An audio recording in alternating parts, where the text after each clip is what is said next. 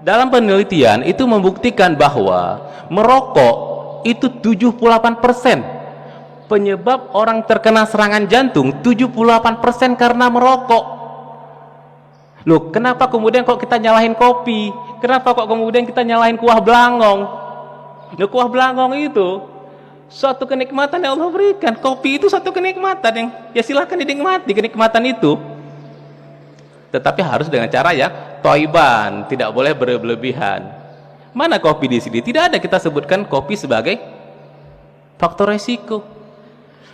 Kuah belangong yang kita anggap sebagai kolesterol yang kita sangat takut dengannya, di bawah diabetes, dan mungkin kontribusinya dalam menyebabkan itu hanya sekitar 20-30%. Merokok 78%.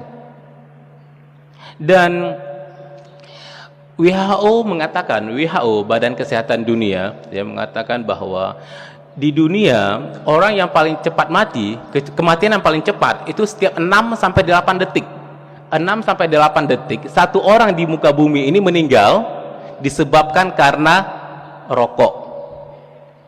Jadi rokok ini merupakan pembunuh tercepat dan pembunuh terbanyak di dunia.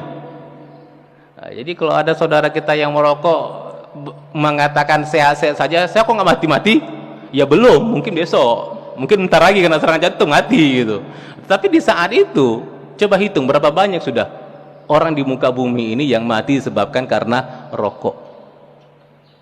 Nah, gitu. Nah, kemudian hipertensi ini menyebabkan sekitar 50-an% orang yang terkena serangan jantung adalah penderita hipertensi.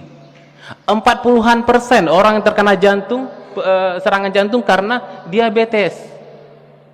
Bandingkan saja betapa jauhnya selisih antara merokok dibandingkan hipertensi dan diabetes.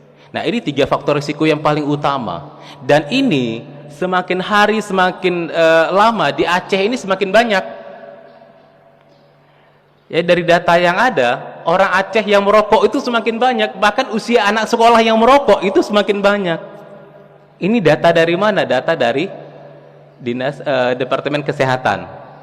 Ada slide-nya yang lupa saya masukkan kemari, ya.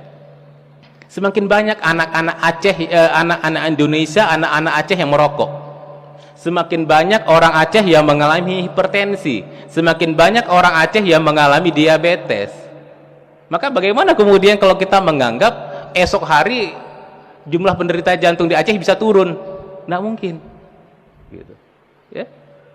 Nah, hipertensi dan diabetes ini, hiperkolesterol, obesitas ini sangat terkait dengan pola hidup, dan seharusnya, ya, ini bisa kita tekan serendah-rendahnya kalau kita mengikuti pola hidup sesuai dengan tuntunan Al-Quran dan Sunnah.